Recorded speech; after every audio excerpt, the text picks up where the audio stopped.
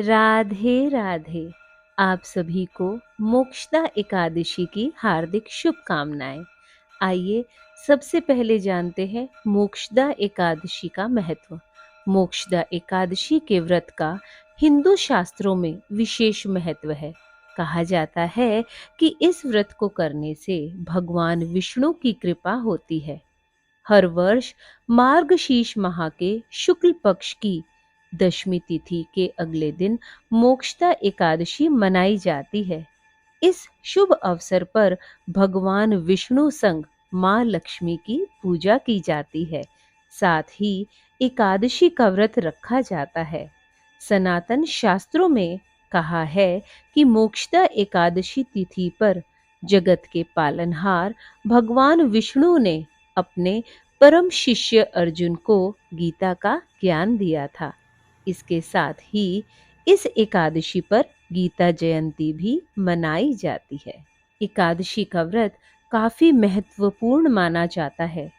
मोक्षदा एकादशी का व्रत बिना कथा का पाठ किए अधूरा माना जाता है। आइए अब सुनते हैं मोक्षदा एकादशी व्रत कथा।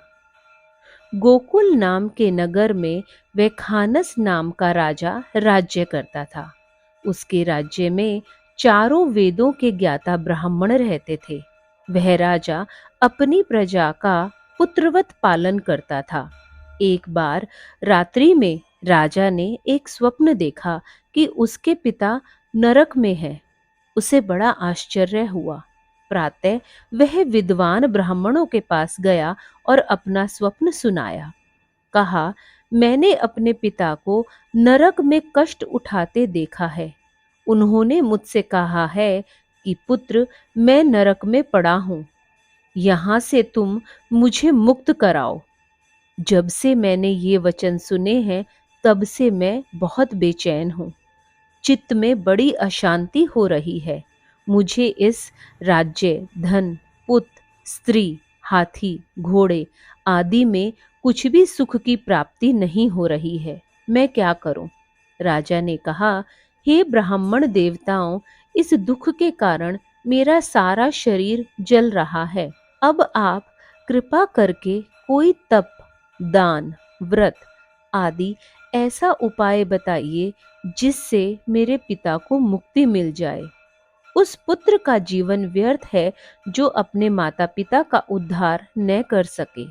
एक उत्तम पुत्र जो अपने माता पिता और पूर्वजों का उद्धार करता है वह 1000 मूर्ख पुत्रों से अच्छा है। जैसे एक चंद्रमा सारे जगत में प्रकाश कर देता है परंतु हजारों तारे नहीं कर सकते। ब्राह्मण ने कहा, हे राजन, यहाँ पास ही भूत, भविष्य, वर्तमान के ज्ञाता पर्वत ऋषि का आश्रम है। आपकी समस्या का हल वे जरूर करेंगे। यह सुनकर राजा मुनि के आश्रम पर गए। उस आश्रम में अनेक शांत चित योगी और मुनि तपस्या कर रहे थे। उसी जगह पर्वत मुनि बैठे थे। राजा ने मुनि को साष्टांग दंडवत प्रणाम किया। मुनि ने राजा से कुशलता के समाचार लिए। राजा ने कहा कि महाराज, आपकी कृपा से मेरे राज्य में सब कुशल मंगल है, लेकिन अकस्मात मेरे चित्त में अत्यंत अशांति होने लगी है। ऐसा सुनकर पर्वत मुनि ने आंखें बंद की और भूत विचारने लगे। फिर बोले, हे राजन, मैंने योग के बल से तुम्हारे पिता के कुकर्मों को जान लिया है। उन्होंने पूर्व जन्म में कामातुर होकर एक पत्नी को रति दी, किंतु सौत के कहने पर दूसरे पत्नी को ऋतुदान मांगने पर भी नहीं दिया। उसी पाप कर्म के कारण तुम्हारे पिता को नरक में जाना पड़ा। तब राजा ने कहा, इसका कोई हल बताइए। मुनि बोले, हे राजन, आप मार्गशीर्ष एकादशी का उपवास करें और उस उपवास के पुण्य को अपने पिता को संकल्प कर दें। इसके प्रभाव से आपके पिता की अवश्य ही नरक से मुक्ति होगी। मुनि के ये वचन सुनकर राजा महल में आया और मुनि के कहने अनुसार कुटुंब सहित मोक्षदा एकादशी का व्रत किया। इसके उपवास का पुण्य अपने पिता को अर्पण कर दिया। इसके प्रभाव से उसके पिता को मुक्ति मिल गई और स्वर्ग में जाते हुए वे अपने पुत्र को कहने लगे, हे पुत्र, तेरा कल्याण हो। यह कहकर वे स्वर्ग को चले गए।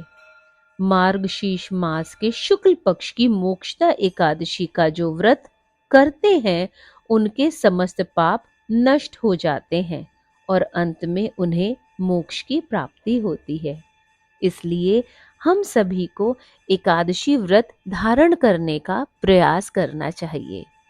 हर एकादशी बहुत ही महत्वपूर्ण है और हर एकादशी हमें जीवन में कुछ न कुछ सीख दे के जाती है। एकादशी के दिन दान पुण्य करना भी सर्वोत्तम है, परंतु किसी के दिल के दर्द को सुन लेना सबसे बड़ा दान कहा गया है। इसलिए आप कुछ भी दान करें, पर सभी से प्रेम और सहजता से बात करें। आपका जीवन कुशल हो, मंगल हो, आपका पूर्ण परिवार उन्नति के पथ पर रहे।